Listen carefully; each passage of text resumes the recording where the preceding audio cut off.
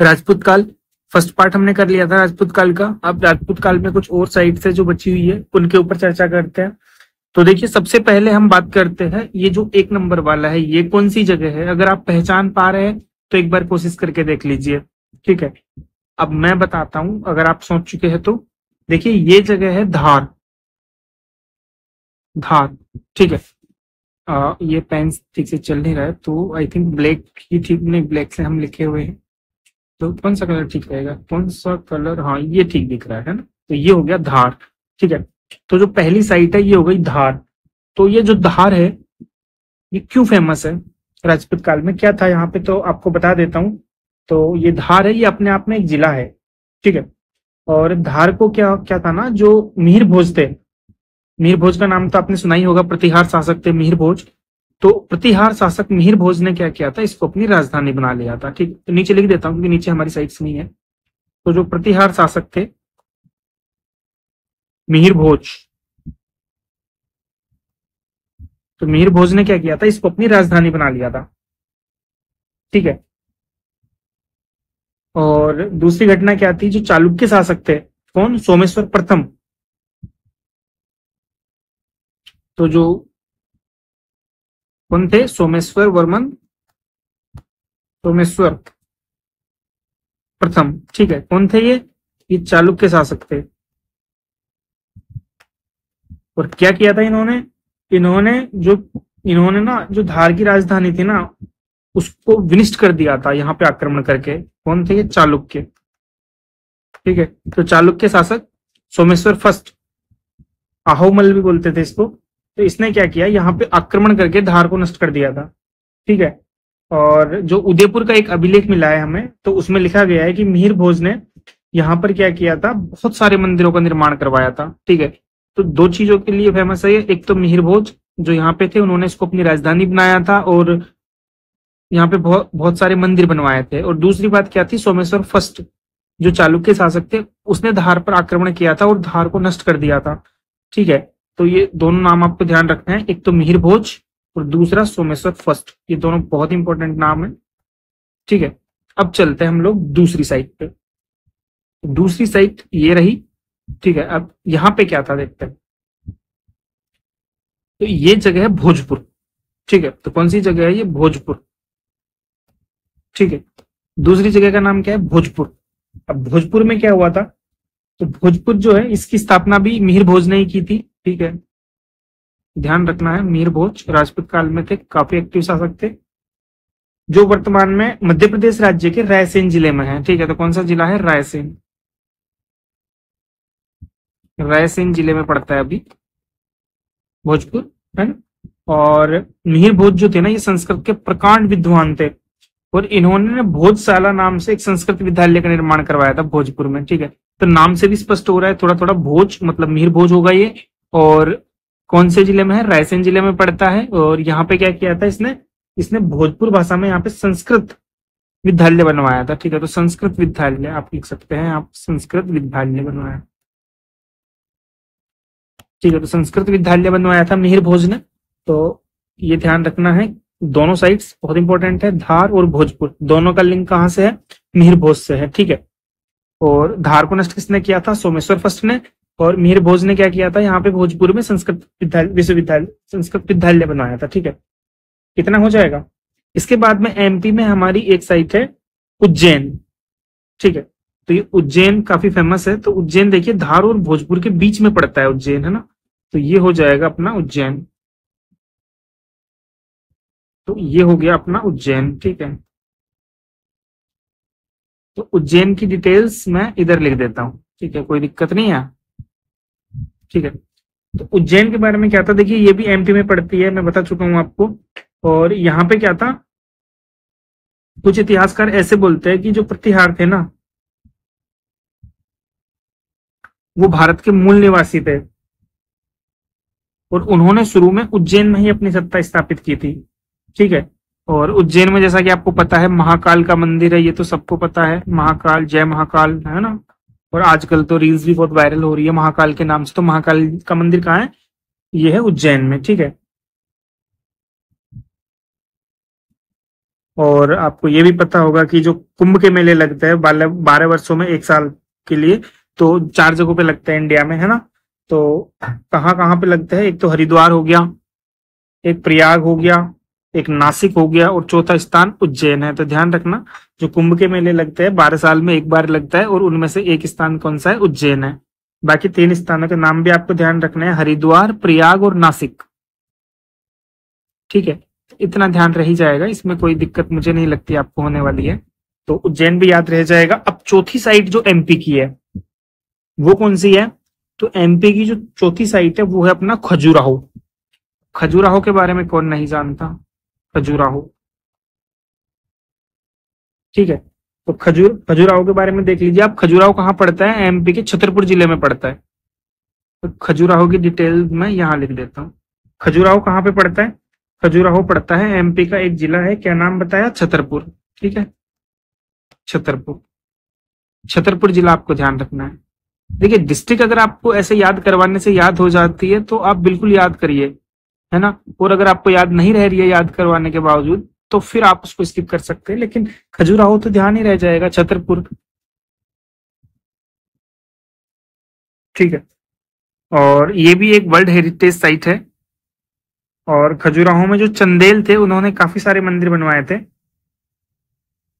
और उनमें से एक बहुत ही फेमस मंदिर है कंदरिया महादेव का मंदिर, 64 योगिनी का मंदिर, लक्ष्मण मंदिर और चित्रगुप्त मंदिर। ये काफी फेमस है, तो आप देख सकते हैं कौन कौन से। एक तो 64 योगिनी, 64 योगिनी, है ना। और कौन सा बताया, कंदरिया महादेव का बताया मैंने आपको, है ना। कंदरिया महादेव हो गया, कंदरिया महादेव हो गया, 64 योगिनी हो गया, लक्ष्मण मंदिर हो गया, लक्ष्मण मंदिर हो गया, और चित्रगुप्त मंदिर भी आपको मैंने बताया था, चित्रगुप्त मंदिर। ठीक है, तो ये आप ध्यान रखना मोटा मोटा। तो हमने एमपी की जितनी भी साइट्स थी सारी देख ली है, तो एक बार रिवीजन करते हुए चलते हैं। धार क्यों फेमस है, मिहिर भोज यहाँ पे जो थे उन्होंने इसको, जो धार थी उसको अपनी राजधानी बना लिया था। और इसको मिटाते हुए चलता हूँ मैं साथ के साथ। ठीक है, और इसके अलावा क्या था धार में, हमने देखा था कि जो सोमेश्वर थे वो चालुक्य शासक थे। ठीक है, उन्होंने धार पे आक्रमण करके धार को नष्ट कर दिया था। फिर हमने पढ़ा भोजपुर के बारे में, भोजपुर नाम से ही भोज आ रहा है, मतलब मिहिर भोज ने जो है यहाँ पे क्या किया था, संस्कृत विद्यालय बनाई थी और भोजपुर को बसाया था। ये रायसेन जिले में पड़ता है ना।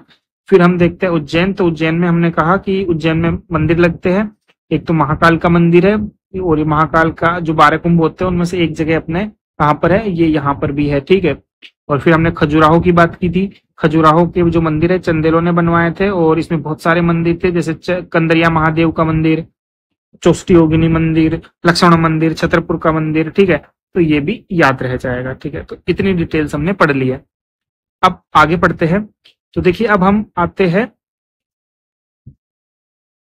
यूपी में। तो यूपी में जो 5 नंबर है ये कौन सा है, ये है महोबा अपना। ठीक है, महोबा।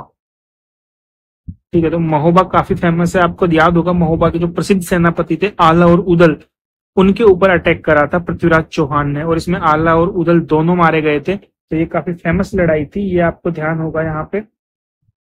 और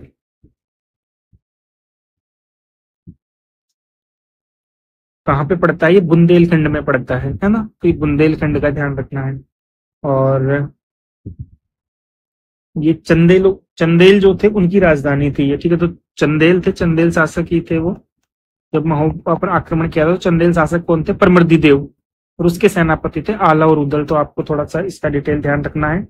और चंदेलों ने यहाँ पे क्या बनवाया था, मदन सागर बनवाया था और किरत सागर बनवाया था। मदन सागर महोबा में देखो, एक तो मदन सागर बनवाया था, मदन सागर, एक कीरत सागर। अगर याद रह जाता है तो आप रख सकते हैं, 2 सागर बनवाए थे, मदन और कीरत सागर। ठीक है, और ये काफी पर्यटन की दृष्टि से महत्वपूर्ण हो जाते हैं, क्योंकि यहाँ पे काफी पर्यटक आते हैं, तो आप ये ध्यान रख सकते हैं। तो कहाँ पे पड़ता है महोबा, बुंदेलखंड में पड़ता है। ठीक है, राजपूत काल में ये जगह काफी फेमस थी। महोबा यूपी में पड़ता है अपना, यूपी का बुंदेलखंड में, तो याद रहना चाहिए।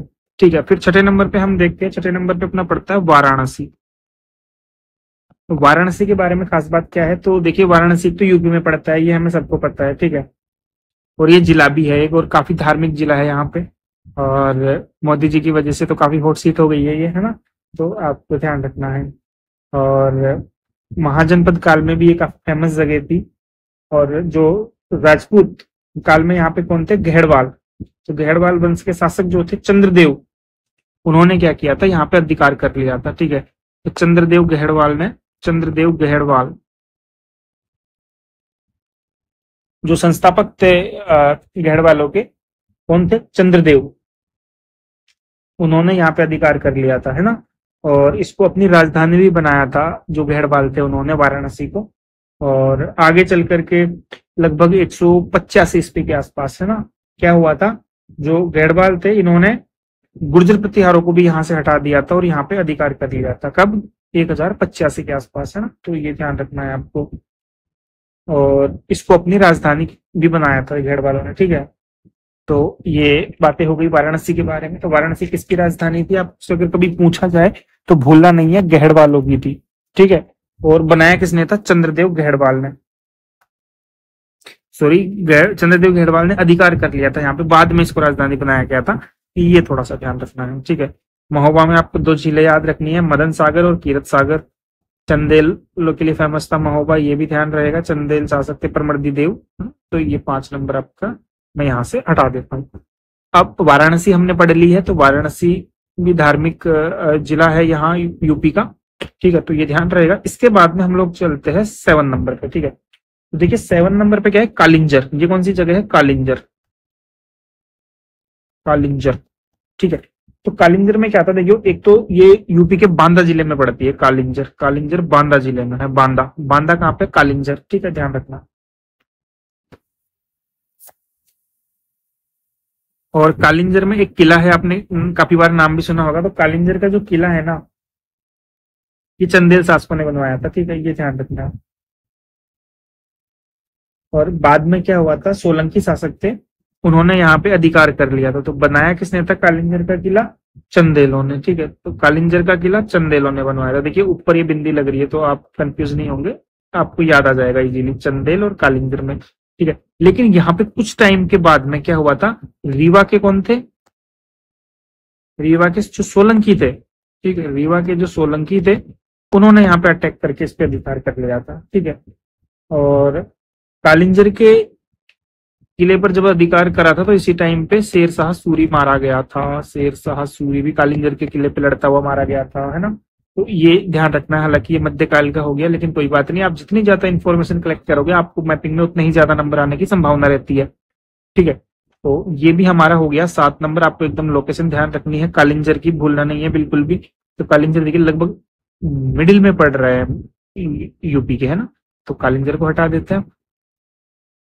इसके बाद में हम लोग आते हैं 7 के बाद नंबर 8 पे। तो ये तो अजमेर है, और अजमेर तो आपको पता ही है, जो चौहान थे उनके टाइम पर बहुत ही शक्तिशाली केंद्र रहा था। ठीक है, तो इसमें ज्यादा बताने की बात है नहीं, क्योंकि राजस्थान में पड़ता है, मैप में हम लोग देख रहे हैं, अजमेर में था। ठीक है, और चौहान शासक थे अजयराज, तो अजयराज ने इसकी स्थापना की थी। ठीक है, और यहाँ पे पुष्कर नाम का एक बहुत ही प्रसिद्ध तीर्थ स्थल है, और बताते हैं कि सृष्टि के सृजनकर्ता ब्रह्मा जी जो है उनका ये मंदिर है, और वो लगभग यहीं पे स्थित है अजमेर में, है ना। तो इसमें भी कोई कंफ्यूजन नहीं है, और अच्छा क्वेश्चन है, तो याद रह जाएगा अजमेर। अब हम आते हैं 9 नंबर पे, और ये जगह है अपनी कन्नौज। ठीक है, तो 9 नंबर ये है अपना कन्नौज। अब कन्नौज के बारे में हम क्या बात कर चुके हैं, शायद बात कर चुके हैं हम पहले वीडियो में, अगर नहीं किए तो अभी फिर से कर लेते हैं। तो जो घेड़वाल थे, ठीक है, तो घेड़वालों का एक केंद्र रहा था। तो देखिए कन्नौज पड़ता है अपने, कन्नौज यूपी का जिला है, ये तो साफ साफ पता है हमें। ठीक है, और हर्षवर्धन के काल से ही कन्नौज का तेजी से उत्थान हुआ था। ठीक है, और इत्र के लिए ये जगह जानी जाती है, इत्र के लिए। और हर्षवर्धन जो थे उसके टाइम पे तो काफी उत्थान हुआ था इस नगर का, है ना। और बाद में जाकर के यहाँ पे आयुध शासकों का जो है शासन हुआ, और आयुधों को लेकर के प्रतिहार एवं पालों में आपसी प्रतिद्वंदता भी यहाँ पे काफी रही थी, है ना। तो 2 आयुध शासक थे, आपको नाम ध्यान होगा पक्का, तो आप एक बार कमेंट करके बताइए कि कौन से आयुध शासक थे 2। और इनको लेकर के यहाँ पे पाल और प्रतिहारों के बीच में एक लंबे टाइम तक संघर्ष भी चला था। और 1170 में क्या हुआ था, जो घेरवाल शासक थे जयचंद, वो कन्नौज के शासक बने थे और बाद में मोहम्मद गोरी से ये पराजित हो गए थे, है ना। तो ये ध्यान रखना है कन्नौज का।